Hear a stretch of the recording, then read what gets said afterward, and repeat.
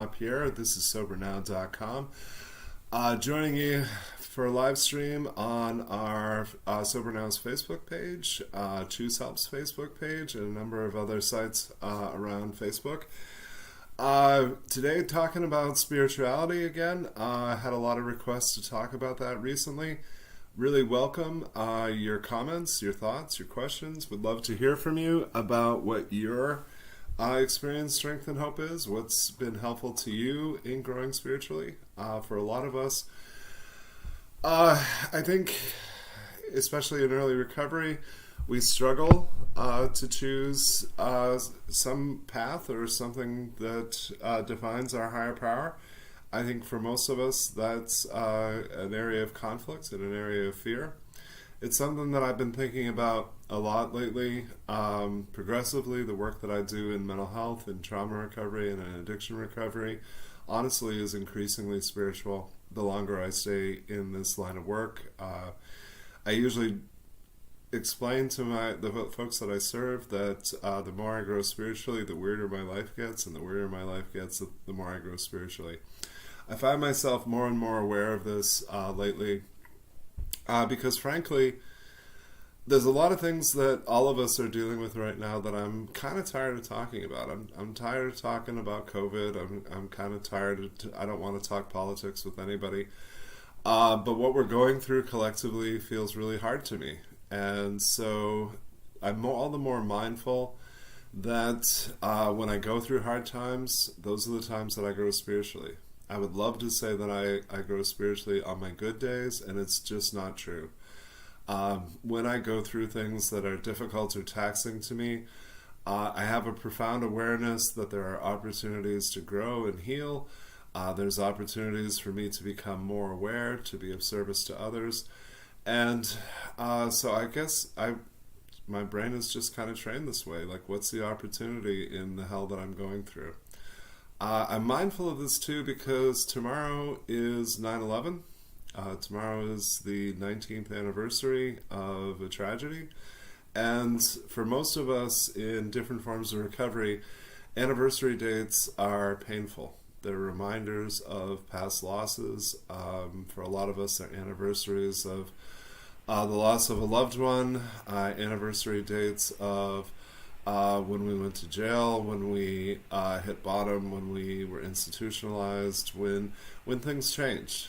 And I'm thinking about that a lot more these days because I've lost a couple of people very close to me recently, and sadly, a young man that I love very much died of what is almost assuredly an overdose earlier this week. It's a very hollow thing to hate a disease, but I do. I love the person in active addiction, and I hate their disease. I want to make sure that I grieve that loss, but I also want to make sure that I honor his life. And I think about that as, like, how do you do that? One of my biggest criticisms of therapists is that we talk pretty, but we don't actually often get down to, and here's how you actually do that. So how do you honor the dead? I think by living the life that they would most want you to have. I think it really is that simple. And I am more mindful than ever that I need to be taking excellent care of myself, because one of the ways in which I want to honor my friend is by continuing to be of service to those who seek freedom from addiction.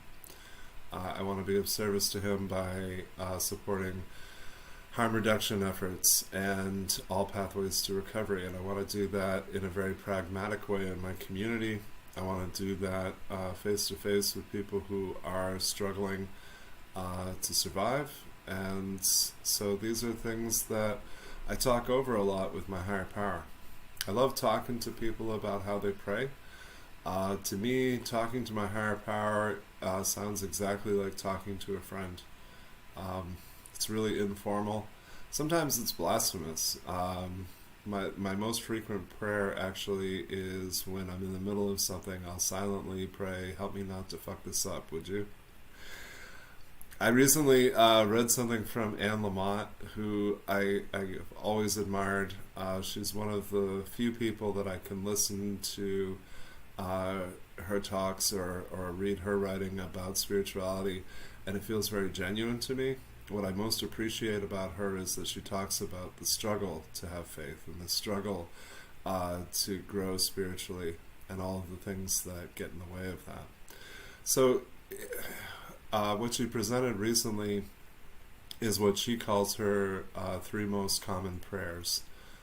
They are help, wow, and thanks. Help is, I guess, kind of self-explanatory. When things are bad, I grow spiritually because that's when I have a far greater awareness that I need to lean on my higher power. When I'm scared, when there's a lot of uncertainty in my life and I'm not sure what it is, what's the best decision for me to make, what's the right course of action for me to take, I find that I turn to my higher power more.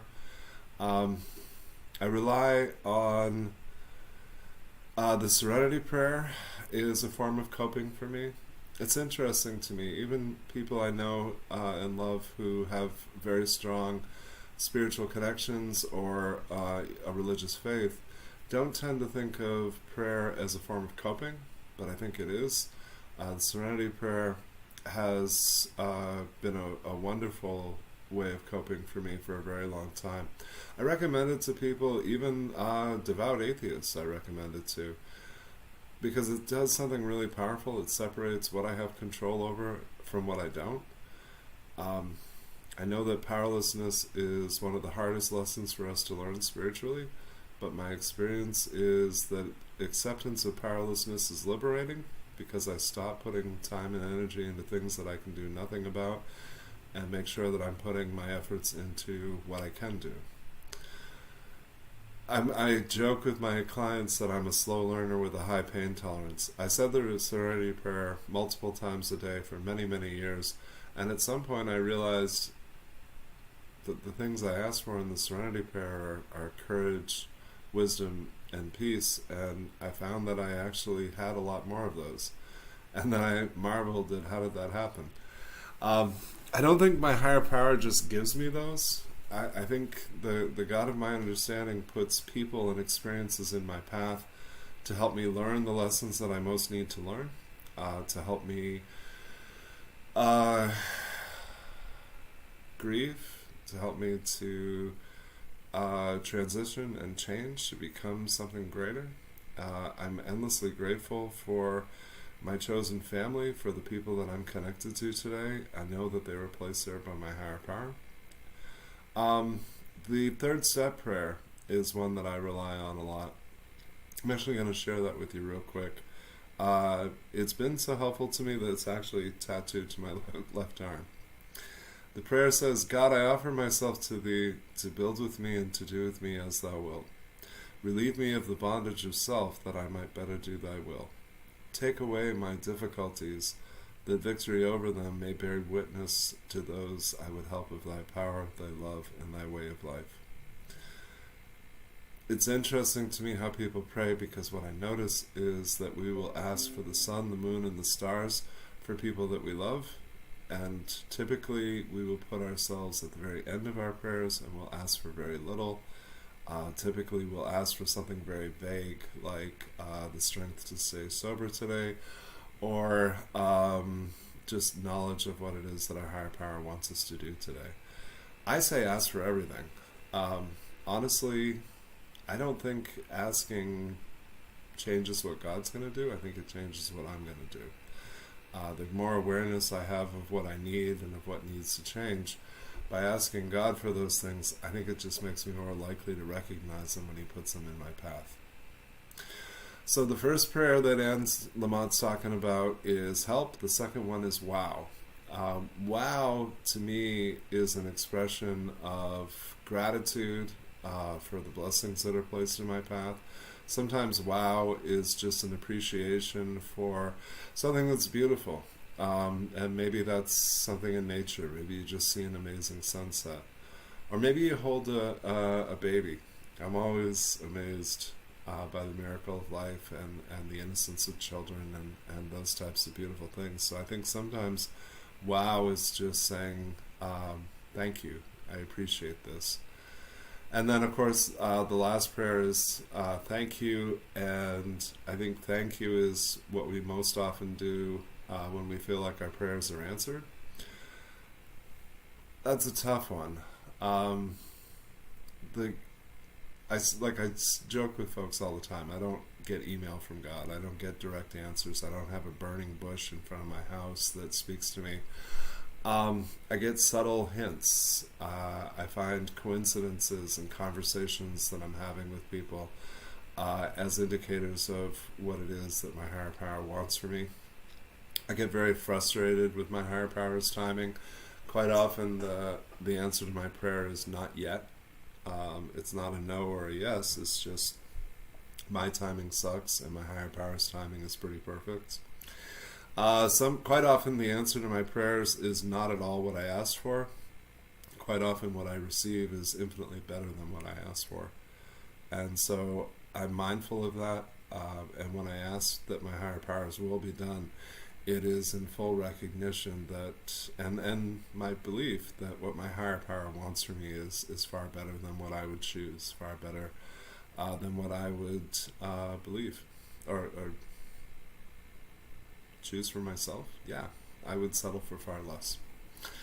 When I'm talking with folks in early recovery, I always want to keep it simple.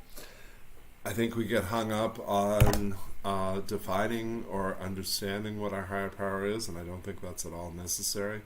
I think whatever works for you is beautiful, and I think it's a lot easier to find your way when you're already in motion. So if nature is something more powerful than yourself that's helpful to you, then that's great. That can be your higher power.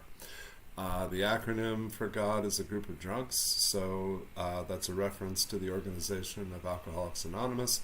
If the fellowship is more powerful than you, of course it is, and if that fellowship and being connected to it helps you to stay sober, then that's great. That's a perfectly serviceable higher power.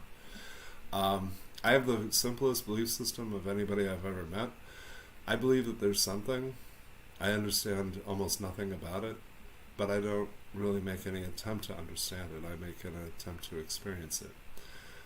So the only real leap of faith that I ever took was this thing that I choose to call my higher power. I most often refer to it as the universe. I took a leap of faith of believing that it cares about me and that it wants good for me. And so I started talking to it, believing that in the worst case scenario I was only talking to myself. And then I was surprised when my life got better.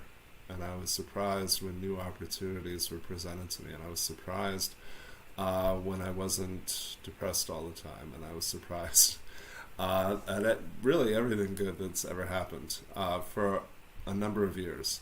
And then this very subtle, very slow thing happened, which was that my expectations changed. I became far more, I guess I could say optimistic, but the truth is I was far more hopeful. I came to believe that good things would continue to happen. And the way that I explain myself usually is I spend an awful lot of time with people in long-term recovery. I've seen way too many miracles not to believe that there is something. And so again, I don't try to define it or explain it or understand it. I just want to experience it. Just going to pause real quick and check for questions or comments. Please just message me. Just write in on Sober Now's Facebook page or Choose Help. Love to talk about the things that you most want to talk about, and I guess this is a good time for me to mention I always want to connect with you, so Jim at SoberNow.com is the easiest way to do that. Jim LaPierre on Facebook. Would love to have you just pose questions or topics that you'd like to see covered in the future. Would love to have you check out Sober Now's YouTube channel. Give that a like and subscribe, and you'll get notified typically once a week about video content that's up. We have over 90 vlogs now on Sober Now, which is really cool. All of them relate to recovery from addiction, but in a lot of cases, mental health issues and recovery from trauma as well. Also want to encourage you to check out the site, SoberNow.com. What we have is the opportunity to purchase lifetime access to a site that is continuously being fortified with new content. There is a 28-day home study program, two programs actually. One for those who are seeking recovery from addiction, and one for affected others, those of us who have loved ones in active addiction. Those programs ensure complete anonymity. Like, I literally don't even need to know your name for you to subscribe and sign up for those. Completely confidential. They go at your own pace. They can be done from home. All you need is an internet connection. And it's a pretty great way to get you started, if I do say so myself. So I just encourage you to check those out. We offer a lot of resources. Some are low cost and some are completely free. So in the midst of what we're experiencing in terms of the pandemic, I think one of the things that's most draining to us right now is living with the unknowns and not knowing when things are going to get better. And so if you're anything like me, you find that taxing, you find that it's very draining. And so my question to you is, what sustains you as you're maintaining your responsibilities, as you're going to work every day, as you're taking care of your families? Like, what keeps you going? And for me, that requires surrender on a daily basis, because what I know is that left to my own devices, I am going to do too much. I am going to push all of my limits, and what I believe about my higher power is that very clearly is not what the universe wants for me. And so through the act of surrender, I'm essentially saying, I don't want to do things my way today, I want to do them your way. My way is self-limiting at best and self-destructive at worst. And my higher power's way involve things like treating myself the way that I treat others. I don't struggle to be good to other people, I struggle to be good to me. I don't struggle to accept other people's limitations, I struggle to accept my own. My experience is that there are countless ways to grow spiritually, and sometimes I can tell you that for me, the literature of every 12-step program, but especially AA and NA, have been incredibly helpful to help me take stock, to help me get to know myself better, to help me connect with people, excuse me, help me connect with people that are on similar journeys. And I guess I would like for you to think about spiritual growth as the silver lining to going through hard times. So whatever it is that you're going through right now, I hope that you're reaching out. I think spirituality is about connection, but not just connection between me and a higher power. It's about connection between myself and kindred spirits, myself and my chosen family.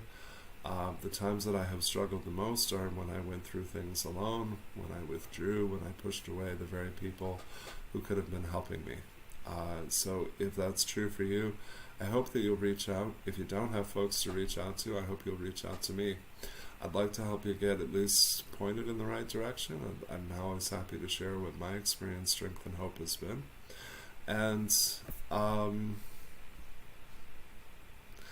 if you find that you're stuck in terms of defining what your spirituality is, I would say, in the worst case scenario, prayer is just talking to yourself, which is still a healthy thing to do. I've enjoyed sitting with people who, out of pure desperation, just talk to their ceiling. Just said, okay, if you're there, if you want to help save my ass, I guess I'll let you. It's how I think of steps 1, 2, and 3. There's an expression in AA that 1, 2, and 3 are, I can't, he can, I guess I'll let him. The idea of he didn't work for me early on. It's a sad statement, but the simple truth is when I first started in therapy and overcoming trauma and depression, I couldn't conceptualize something beautiful or loving with something masculine. So for a long time, to me, God was she. And I don't think God minds, or the universe I don't think minds at all. It took a lot of growth for me to come to a place where it just didn't matter if it's he or she. I think somewhere deep down is always this fear that we're doing it wrong. So it's my favorite thing about spirituality, actually, is that you can't do it wrong.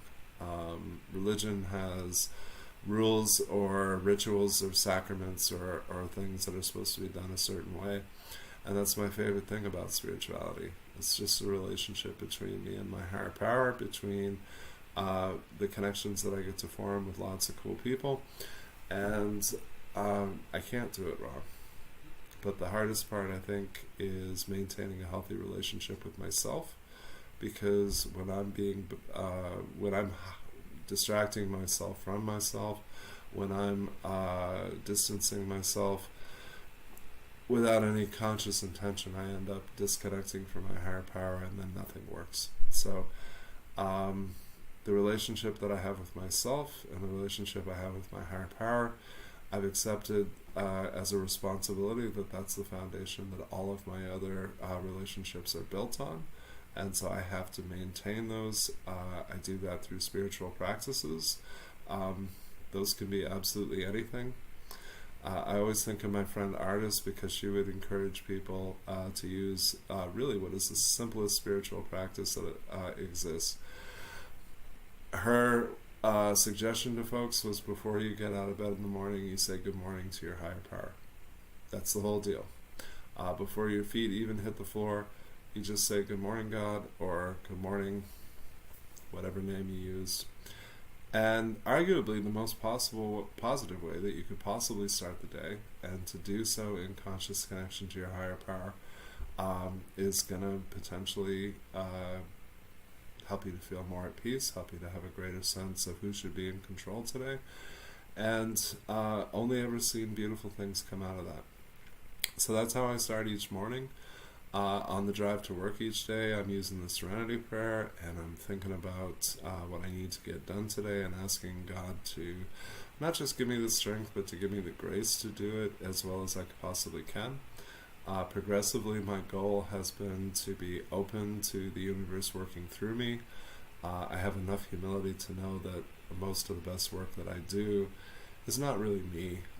My ego would like to think that it is, but it's actually based on inspiration and based on things that I feel like the universe shows me.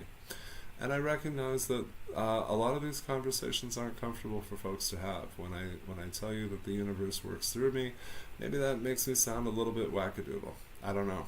But what I know is I've become comfortable enough in myself, in what I believe, that I love talking about it, and I love helping people find what works for them. So I think, that certainly didn't come easily or quickly to me. It's been a work in progress for a really long time. But I love talking about this stuff, and would love to hear from you what your experience has been. If there's a place that you're hung up about, email me. Let's see if we can figure it out. I quite often talk with folks who are stuck on the very questions that we've been asking for thousands of years. Things like, why would God allow bad things to happen to good people? Those kind of things. And the fact that we've been asking that for thousands of years kind of tells me that there's no one answer, and there's no great answer. What the answer that has brought me peace is that the God of my understanding gives people free will. If a man uses his free will to hurt me, that is not God hurting me, that is a man hurting me. And if God were to prevent the man from hurting me, that would be to take away his free will. So I can see in retrospect that I've spent a lot of time being angry at the universe for things that I endured at different times in my life, but I can see today, and I choose to believe, that my higher power only wants good for me. The pain and the hardships that I endured were not things that the universe wanted for me. Those were a product of other people's sickness, other people's selfishness, or other people's greed. So today I can have peace with that, knowing that I'm working towards my best self. It's a work in progress permanently. And I get to have a lot of peace because I'm able to accept what I'm powerless over and what I'm not. So those are my thoughts for today on spirituality. I would love to talk more about that and answer questions that you have. So again, get a hold of me, jim@sobernow.com. Please put a like on this video. Please share with friends and family so we can expand the conversation. I'll look forward to talking to you soon.